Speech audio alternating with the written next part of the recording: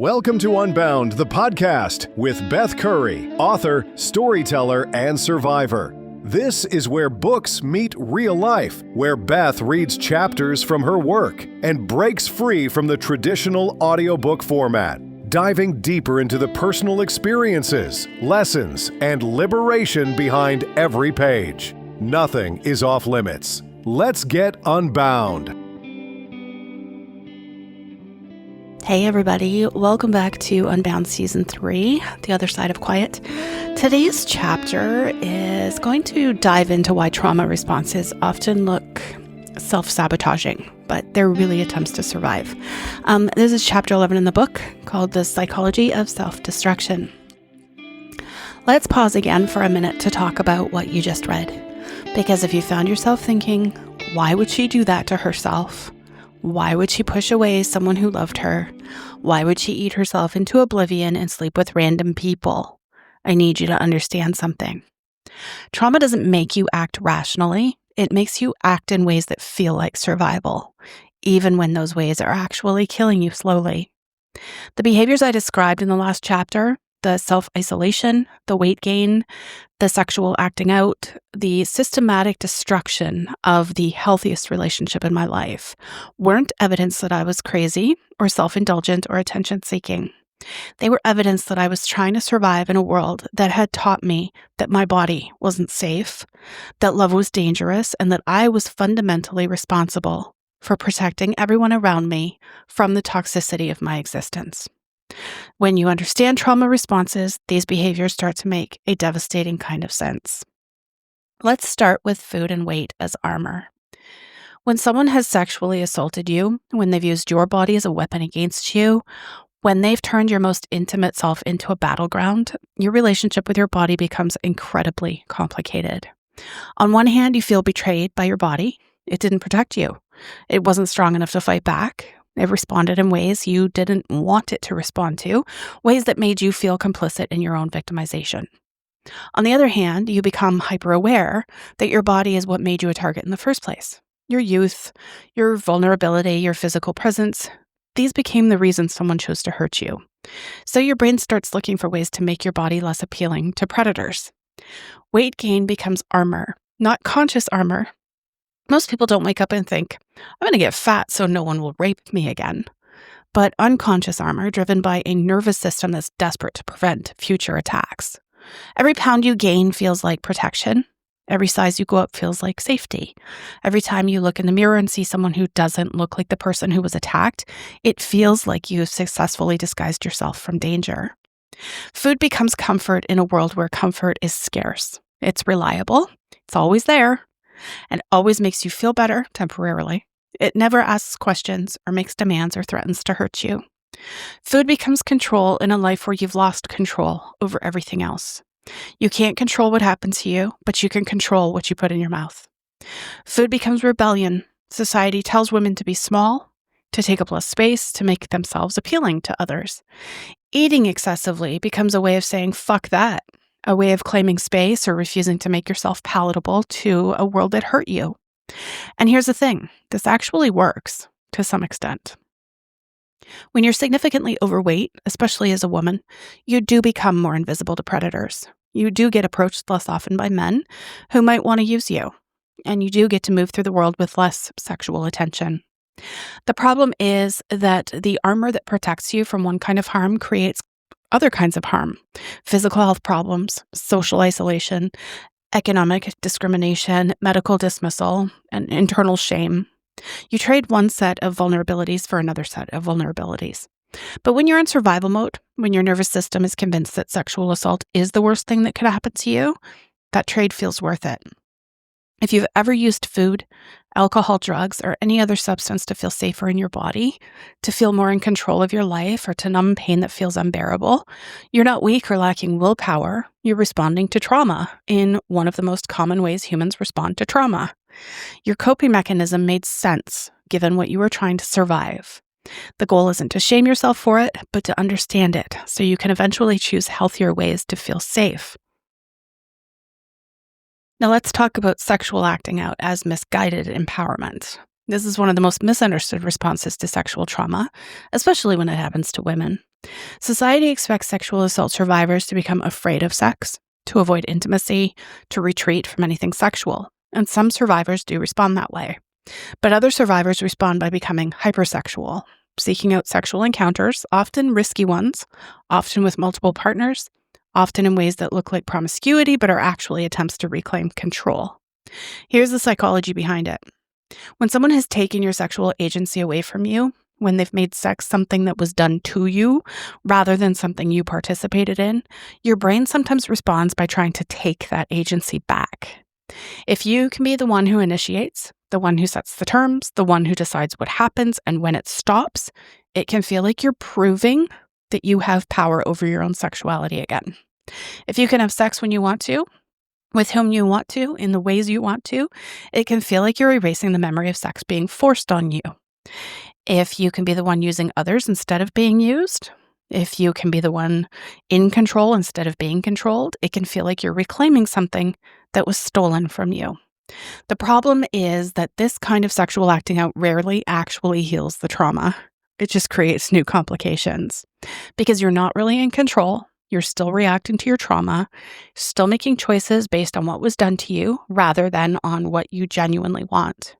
Because casual sex, especially when you're emotionally vulnerable, often leaves you feeling more empty and disconnected rather than empowered and healed. Because risky sexual behavior can expose you to new forms of harm, STDs, unwanted pregnancy, partners who don't respect your boundaries, situations where you lose the control you thought you had. But in the moment, when you're desperately trying to feel like you have agency over your own body again, these risks feel worth it. The temporary feeling of power, of choice, of being the one calling the shots, that can feel more important than your long-term safety or emotional well-being. If you've ever used sex as a way to feel powerful after feeling powerless, if you've ever sought out sexual encounters that felt empowering but left you feeling empty, if you've ever confused sexual agency with sexual healing, please know your desire to reclaim control over your body and your sexuality is completely understandable. The way you went about it might not have been healthy, but the impulse behind it was. True sexual healing comes from learning to connect with your authentic desires rather than your trauma responses. But that's a process that takes time and often professional support. Let's talk about survivor's guilt and why it's so fucking persistent. Survivor's guilt is the feeling that you should have been able to prevent what happened. You should have known it was coming, should have been stronger or smarter or braver than you were. It's the voice that says, other people have survived worse. You should be grateful. It wasn't even worse. You must have done something to cause it or deserve it.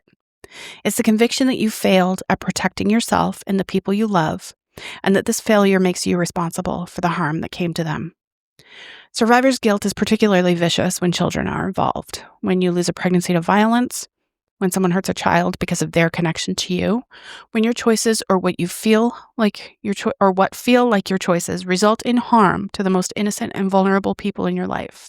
The guilt becomes not just about your own victimization, but about your perceived failure as a protector. And here's why survivor's guilt is so hard to shake. It gives you a sense of control.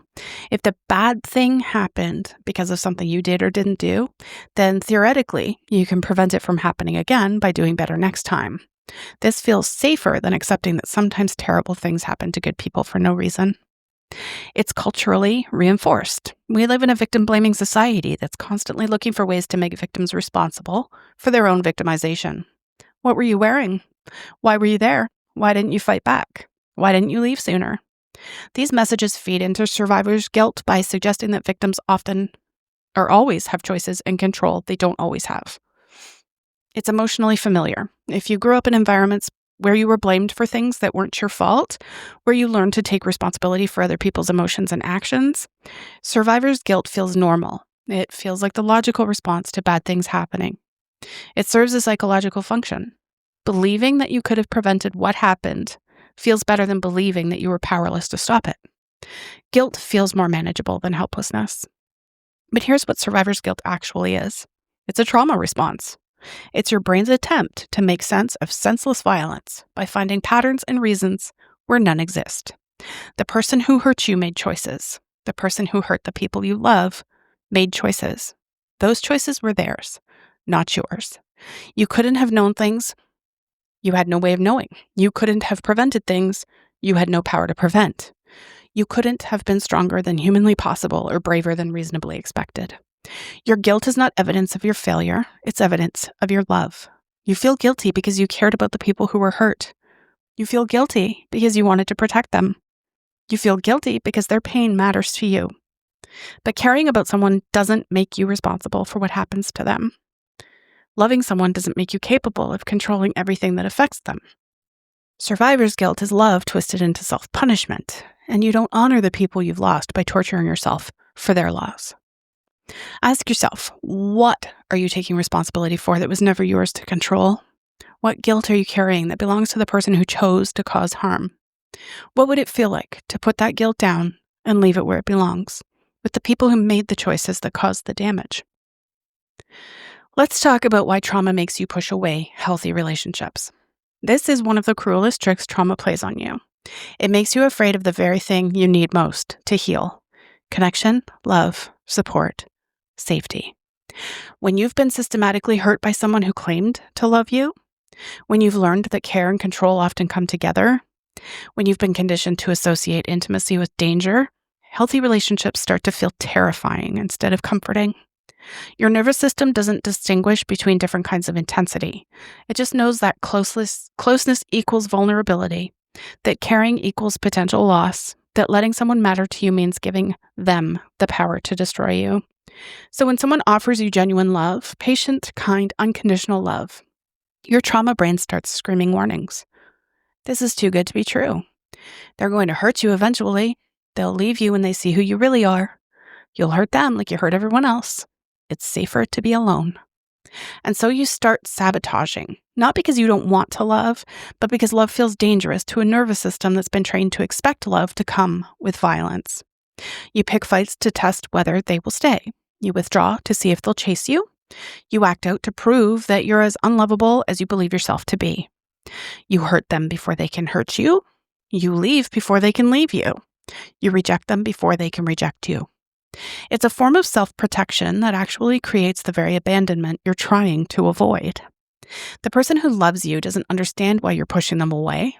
They don't know that your rejection is actually a trauma response, that your distance is actually fear, that your cruelty is actually self-defense. They just know that loving you feels like fighting for someone who doesn't want to be fought for. And eventually many of them give up, not because they don't love you, but because they can't love someone who's determined to prove that they're unlovable. This becomes evidence for your trauma brain that you were right all along. People always leave. Love always ends. You're better off alone. But the leaving wasn't about you being unlovable. It was about you being so convinced of your unlovability that you made loving you impossible. The people who can love trauma survivors long-term are rare and special. They're people who understand that healing isn't linear and that love isn't always logical, that sometimes caring for someone means loving them through their attempts to push you away. But even the most patient, understanding people have limits. Even the most loving partners can't save someone who's determined to stay broken. Healing has to be something you choose for yourself, not something someone else chooses for you. If you're in a relationship with someone who's been traumatized, if you're trying to love someone who keeps pushing you away, please know their behavior isn't about you. It's about their pain. But that doesn't mean you have to sacrifice your own well-being to prove your love. You can't heal someone else's trauma through the force of your caring. You can love them, support them, encourage them to get help, but you can't fix them. And if you've been the person doing the pushing away, if you've sabotaged relationships because you felt unworthy of love, please know the people who left weren't proving that you were unlovable. You were proving that you believed you were unlovable. There's a difference.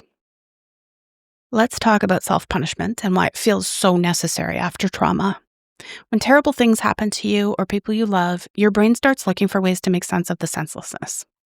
One of the ways it does this is by deciding that if you just punish yourself enough, if you just suffer enough, somehow that will balance the cosmic scales. If you can make yourself hurt as much as the people who were hurt because of you, maybe that will equal justice. If you can deprive yourself of happiness, maybe that will make up for your perceived failures. If you can make your life as difficult as possible, maybe that will prevent future tragedies. This is magical thinking, but it feels real when you're drowning in guilt and shame. Self-punishment can take many forms. Physical self-harm, cutting, burning, hitting yourself, deliberately injuring your body as a way of expressing the pain you can't put into words.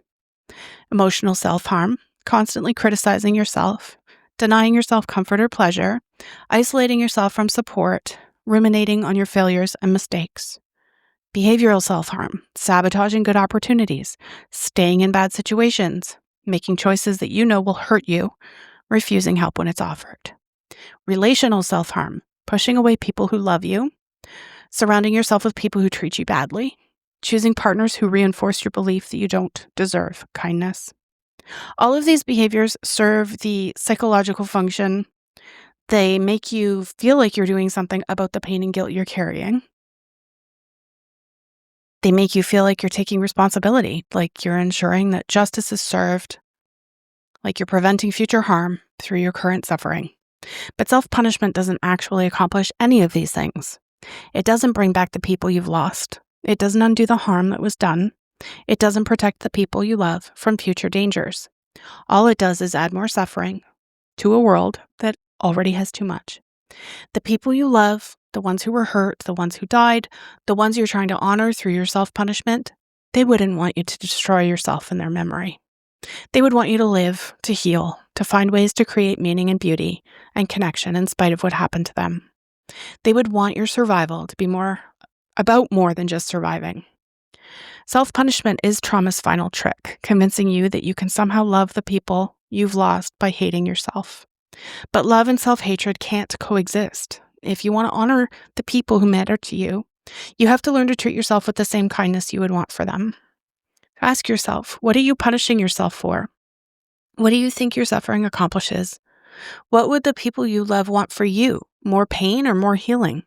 If you could honor their memory through joy instead of suffering, through thriving instead of surviving, what would that look like? Finally, let's talk about the difference between surviving and living. For years after my trauma, I thought survival was enough. I thought that just getting through each day without completely falling apart was an achievement worth celebrating. And it was. Survival is an achievement. Staying alive when you want to die is heroic. Getting out of bed when everything in you wants to disappear is brave. But survival isn't the same thing as living. Survival is about avoiding death, physical, emotional, psychological. It's about making it through today so you can make it to tomorrow. Living is about finding reasons to want to make it to tomorrow. It's about discovering joy, creating meaning, building connections, contributing something positive to the world. Survival is necessary, but it's not sufficient. You can survive for decades without ever really living. You can get through day after day while remaining essentially dead inside. I know because I did it. For years, I survived. I went through the motions of being alive without actually feeling alive. I protected myself so well from further harm that I also protected myself from love, from growth, from possibility. I built walls so high that nothing could hurt me, but nothing could reach me either. I became an expert at existing without really being present in my own life. Survival served me for a while. It got me through the worst of the trauma. It kept me alive when dying felt like the easier option. But eventually, I had to choose. Did I want to spend the rest of my life surviving what had already happened to me? Or did I want to start living in spite of what had happened to me?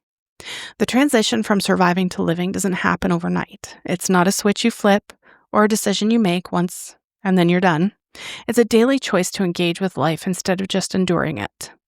It's a commitment to healing instead of just coping. It's a willingness to risk being hurt again in exchange for the possibility of being truly happy. It's terrifying and necessary and worth it. If you're reading this and you're still in survival mode, if you're just trying to make it through each day, if you can't imagine ever feeling truly happy again, if the idea of thriving instead of just surviving feels impossible, please know you do not have to stay in survival mode forever. You've already proven that you're strong enough to survive the worst things that can happen to a person. That same strength can carry you from surviving to thriving. But you have to choose it every day, sometimes every hour, sometimes every minute. You have to choose living over just surviving. And eventually, if you keep choosing it, living becomes easier than surviving. The goal isn't to forget what happened to you or to pretend it didn't matter. The goal is to build a life that's bigger than your trauma, richer than your pain, more meaningful than your survival. You deserve that. You've always deserved that. It's not too late to choose it. Ask yourself, are you surviving or living? What would it look like to move from surviving to thriving? What's one small step you could just take today toward living instead of just existing? What would you need to believe about yourself, about the world, about the possibility of healing to make that step feel possible? What's actually true? Self-destruction after trauma isn't weakness or self-indulgence. It's your nervous system's attempt to regain control when everything else feels chaotic. When you can't control what happens to you, controlling what you do to yourself can feel like the only power you have left. Food becomes armor when your body has been used as a weapon against you. Sexual acting out becomes a way to reclaim agency when your sexuality has been stolen. Isolation becomes protection when connection has repeatedly led to harm. These behaviors served a purpose. They helped you survive when survival felt impossible. The shame isn't in having used these coping mechanisms, it's in believing you needed to use them forever. Understanding why you made these choices removes the moral judgment and creates space for different choices. You weren't broken or bad, you were trying to solve an impossible problem with the tools you had available. What self-destructive behaviors have you used to feel more in control? What purpose did they serve before they stopped serving you? Permission slip. I am allowed to understand my self-destructive behaviors without judging them. I am allowed to have used survival strategies that hurt me when I didn't know better ways to cope. I'm allowed to choose different strategies now that I have more tools and support. I am allowed to be compassionate with myself about the ways I tried to survive. Your coping mechanisms made sense at the time. Now you get to choose healthier ones. This week, look at one self-destructive pattern with curiosity instead of judgment. Ask yourself what it was trying to protect you from. Then consider what healthier strategy might serve that same protective function. Thank you so much for being here. Please make sure to follow me wherever you listen to me so when new episodes come out, you'll be notified. Remember, all episodes of Unbound are free. If you want to support the production costs, you can find me on Ko-fi, but there's never any obligation. This content will always be free because barriers to healing shouldn't be financial. Support and contact info is in the show notes, and if you join the Facebook group, we sometimes have further conversation there, as well as giveaways and other fun things mentioned in off-script episodes. I'll see you in the next episode. Thanks for listening to Unbound with Beth Curry. Join the conversation in the Facebook group or visit author.bethcurry.com. Want to support the show? Head to ko-fi.com/unbound podcast. Until next time, stay unbound.